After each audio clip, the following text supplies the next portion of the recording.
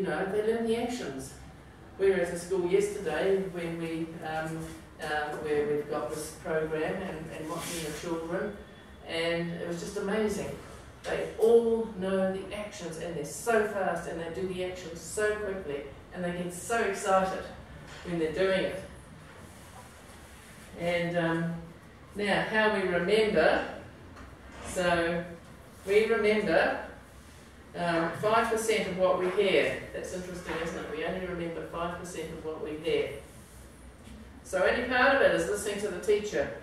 10% of what we read. So they'll be looking at the flashcards. They've also got their workbooks. 20% of what we hear and see. So if they're listening and looking, there's 20% of how that's what we remember. 30% of what is demonstrated. So if the teacher's up the front with cards and demonstrating, that's what they'll remember more, what they see. And 50% from talking with a group. Well, we'll get them to work in pairs or sometimes groups and to do the whole thing. So they'll remember 50% of what they do in that sort of a situation. 70% by participating.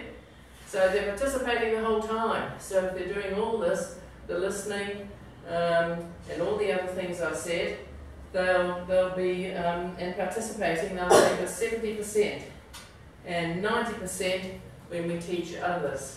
So, and if they're in a group, I would suggest you put stronger ones with weaker ones, and the stronger ones will help the weaker ones, you know, and they're learning while they're doing that, as well as helping someone. And children often learn a lot if someone else, another child, can help them too. And 90% of what we teach others, and so the course is very interactive. The teacher does a lot of demonstration using flashcards and actions, as I said. The students participate by doing and saying the sounds. They work together in groups. They listen to songs. We also have a supplementary program of songs to reinforce the sounds. So they listen to songs and do the action. And they listen to stories and identify sounds. And they read the workbook and do the activities. So, and then we have assessments. So they listen, speak and write for their assessments. The older ones can teach the young ones, as I said. Most of all, they enjoy learning in this way, and most of what they enjoy, they'll remember best. So that's the end of that. Now, Robin can talk to you, and I'll just find you some examples of some cards and sounds and things, just to show you how it works. What have you got there? Some photographs. Oh, just to give you an idea what it looks like in the classroom. Yeah. Moses, could you help Margaret? Could you transfer that? Show Moses that file on your phone. This is not going to work the things out. Install it on the small screen. Okay. Well, okay, we'll show them that. Yes. Oh, you've got that. Oh, good. Oh, you've got Victor there. Oh, so you can show. So okay. Okay. Oh, that's. Oh, well, you go first then, and then Moses will. Okay. Actually, Moses would like that. Can you hold this? Oh, here, I'll hold it. Can you see that with the reflection? And then you can't see.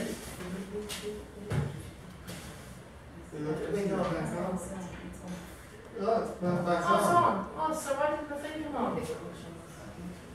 okay. Okay, never mind. We know we can go. Oh, well, Moses fixed it up then. So, I don't understand why it didn't all come on. Oh, it doesn't matter. I'm finished with that. Right, okay. Put that thing in here. Okay, just put it down here, right? Put it here on this. I have Parkinson's disease, so I can't always move where I want to, but I'm overcoming it. Now that goes in there.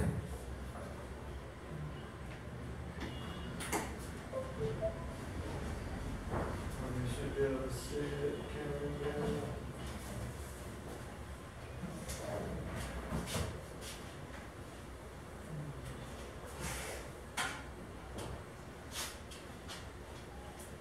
Okay, I'm going to, just while that's warming up, oh, here it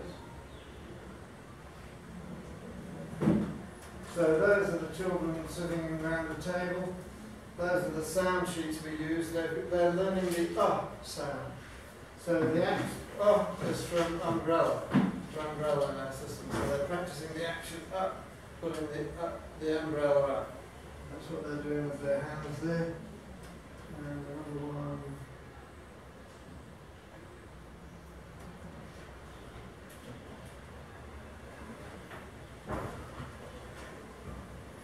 Show them again. I'll help you.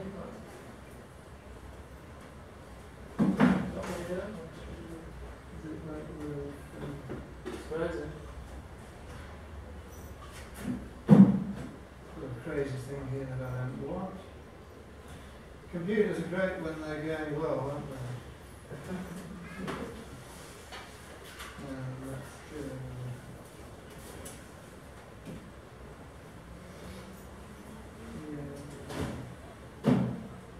So there you see we use these boards.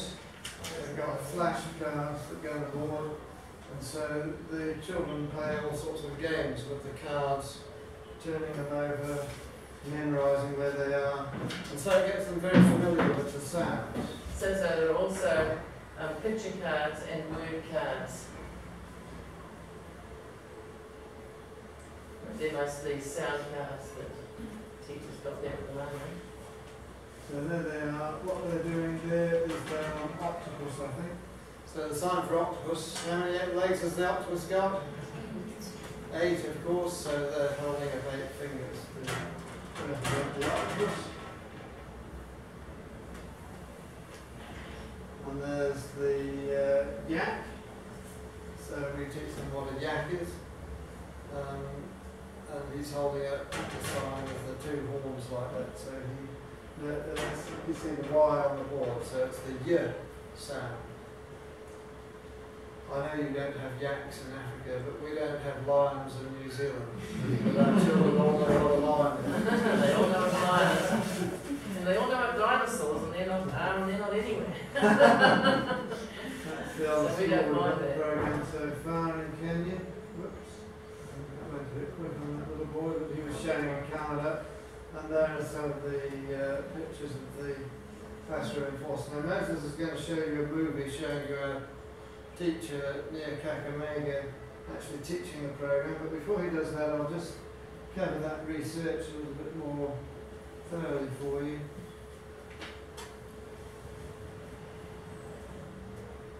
So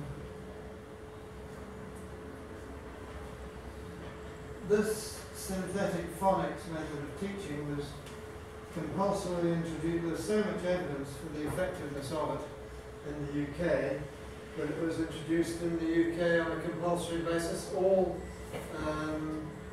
primary schools now teach this, and the whole children in the country do a phonics benchmark test that's been going since 2012, and the results for 2015.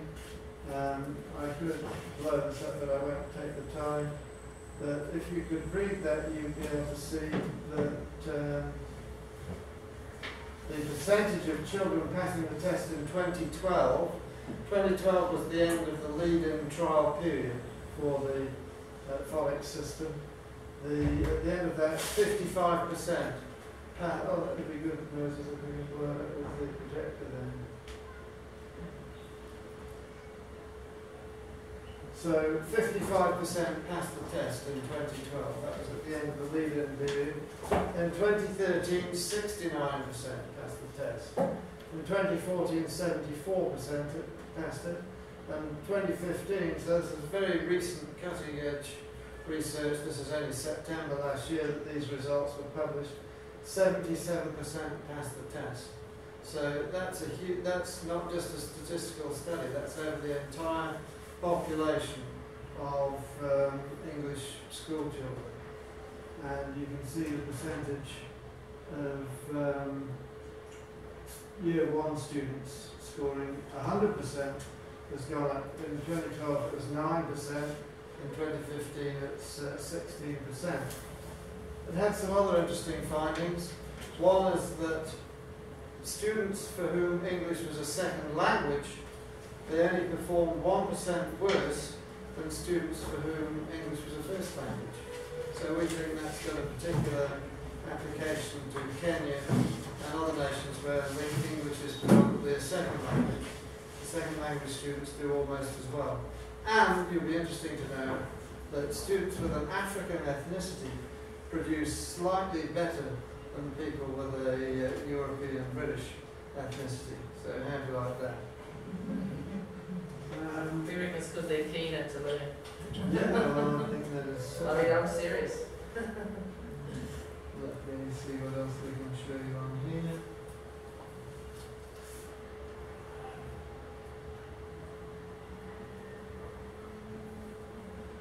Now there's one study which was a very interesting study. They did a study on 6-year-olds, or 5 and 6-year-olds. There was a control group. This was one of the landmark studies that was done in Scotland. There was a control group that were 2 control groups that were taught by traditional methods, and then one group that was taught by synthetic phonics. And the synthetic phonics group, at the end of 1 year, they were approximately 1 year ahead of the others in reading age. But the really interesting thing was that they continued to follow through the children over the next 5 years until they were 11 years of age. Now there was no phonics teaching between the end of that first year and when they were 11. They had it all in that first year. But when they measured them at 11, the increase in reading age for the children who learned by synthetic phonics was 3.5 years. So even though they didn't learn any more, they didn't have any more teaching of phonics, they carried on getting better and better above their contemporaries who hadn't learned from the phonics method. Well, why is that? It's because the learning of the phonics gives a skill which the children keep, just like playing the violin. When I was a young boy, I learned to play the violin. I made a horrible noise with it and only did it for a couple of years. But still, if you gave me a violin today, I could make a D. I could play an E sound and know what it was. So it's the same with phonics. The children just learn to recognise the sounds, and that lasts them right through their schooling years. And then the last bit of research I'll share with you is that this is a comment by the Rose Review, which was the main British study on it. Let me see if I can just below that. We're not going to be able to get that film on, are we?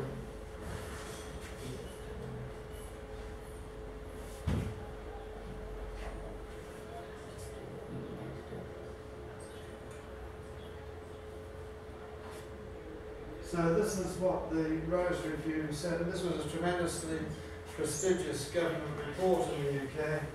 It says, speaking and listening, together with reading and writing, are prime communication skills that are central to children's intellectual, social and emotional development.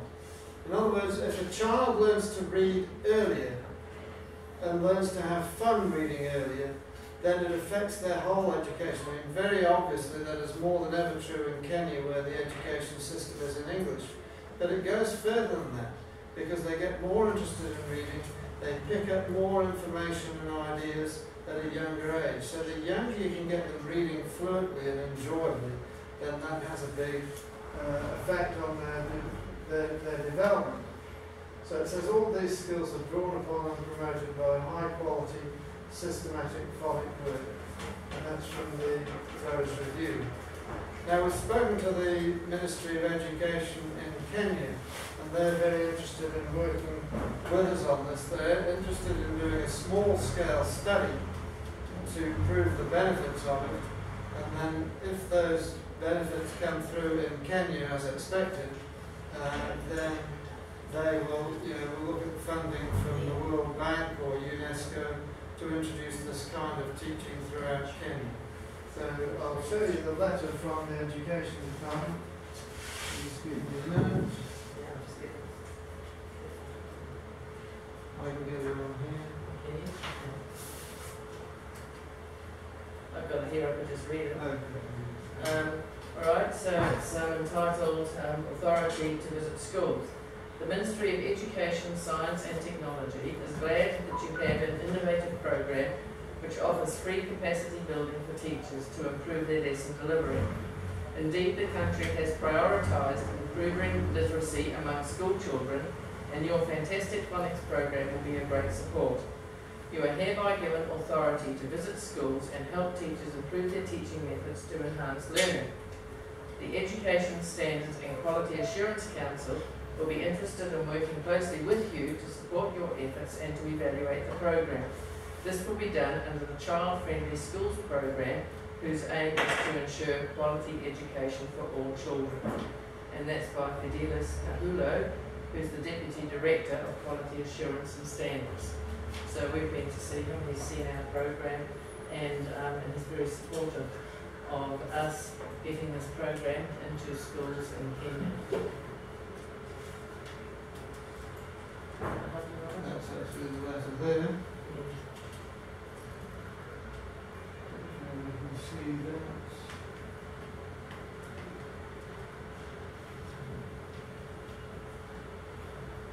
So there's Moses River. I can show them the workbooks. Moses is just. Okay, what have you got?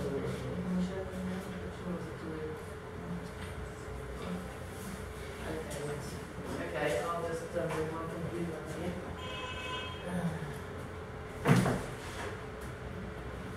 While she's doing that. And now I've got this attention. That's the letter from the ministry anyway.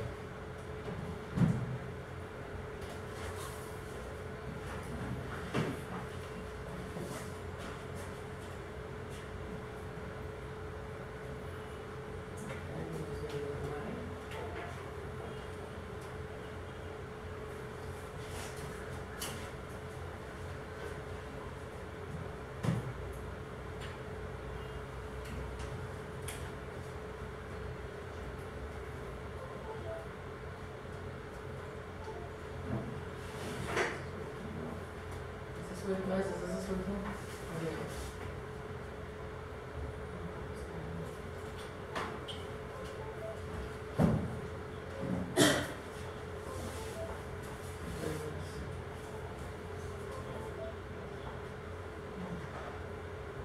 Try and plug in the mouse and stuff like that.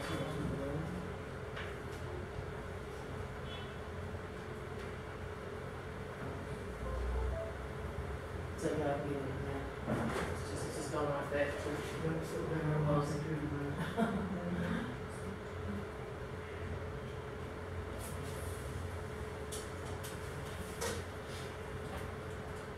Do you have any questions while Moses is just doing that? You must have some thoughts going through your mind. Do you have any questions?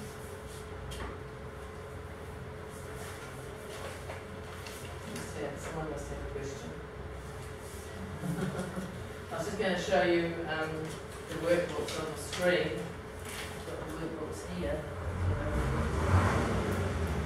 This is what the workbooks look like. They're very simply produced. We've got one for teachers. You know, it has a teacher guide. We've got this one. I'm sorry, there was a mistake with this. The A's are supposed to have turned out like that. Something happened, transposing one from the other. I can get it now. Thanks.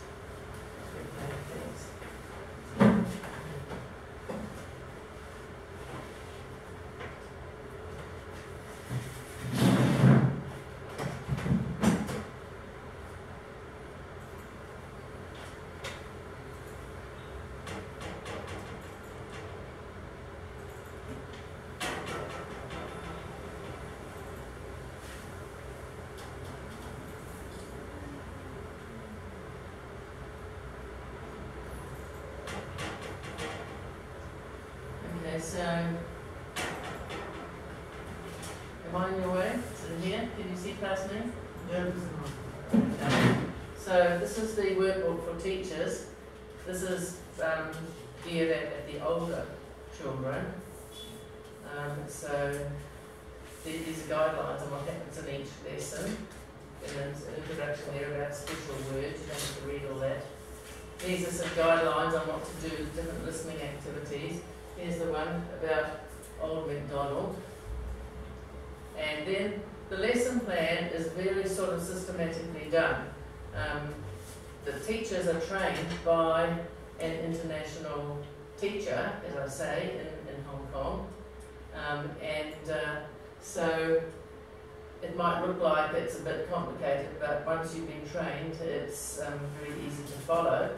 So this is just a lesson plan. I don't expect you to read that because it's too small. But just to let you know that there is a lesson plan and it tells you what to do. For example, flashcards, it says show picture card. The teacher asks, what is Sam, Sandy, SD Rabbit doing in the picture? And students answer. The teacher says a simple sentence describing the action in the picture. The teacher says the word for this picture is such and such, and then asks what's the first sound in the word, and then tells the action. Right, so there's a systematic description of what you do, and that is with each workbook. You've got that. This is the index of the different letters and sounds. And so for older ones, I don't know if you can see that or not, but it tells you about the pronunciation, what to do, and then the action. They've got a harder word, slam dunk. That was to make it a little bit more interesting. This was done for Hong Kong children originally, so they play basketball, and we put that in because they all know what that means. When you get the ball and you get the goal, you go slam dunk, and so that's the action. I told you son for the younger ones, so we changed it to the younger ones because they didn't know what slam dunk was. So we've got apple and table tennis. Now you'll see we start off in the workbook with a word bank. So we've got at and sat. Now that's because those are the only sounds that have been covered. So it builds up. As we cover more sounds, we have more words. So we've got pit. So we've got sat, tap, pat. And up here you can see we've got things, just the pronunciation exercises, drills basically, using those sounds. And we've got a reference here to special words. And then we have an activity for them to do to fill out the key sounds and put in the key letters there. So we have number, moonwalk, drum, guitar, it goes through. And then we've got, now just go through another word back here. So you can see here we've got more words because we've covered more sounds. We've got op for octopus, so we've got tom, dog, pop, dog, etc. So it builds up, so it's sequential. So in the word bank, you can use, if you're working with this, you can use all the words in the word bank and they will be sounds they have learned. There won't be anything in the word bank that they haven't learned. And when you're working with the cards, you've got the word bank you can use to refer to. So, but older ones, we put some more words there for older students who may know a lot of words anyway, because there are writing activities and comprehension activities. And then at the end here we've got phonics games. Now this is of course what the children love to do. They love to do the games. So we've got an action mime game, which I just sort of told you about, and then a memory sounds game where, you know, cards are displayed on the board, turn the other way round, and the children have to try and match the sound card, the word card, and the picture card. If they get it right, they're exposed. If not, they turn back again and they try again. And it's a competition, and they get really, really excited by it. Memory matching sets game. But see, these are the guidelines here for teachers on how to play the games. And the children, this is what is in their workbook, they just write down the scores that they get. And children always like having competitions. So that's an example of the teacher book, and the workbook for older students has the same content but without the teacher's notes. Now I'll just show you one for younger students. This is a simplified version. Same there. You see, so we've just taken out the descriptions of how to pronounce the sounds. They're in the teacher workbook. The young children don't need to know that. So it starts off very simple, and it's got the actions there, of course. So we can simplify it and keep the word bank the same, but taking out some of the detail. So that's a little bit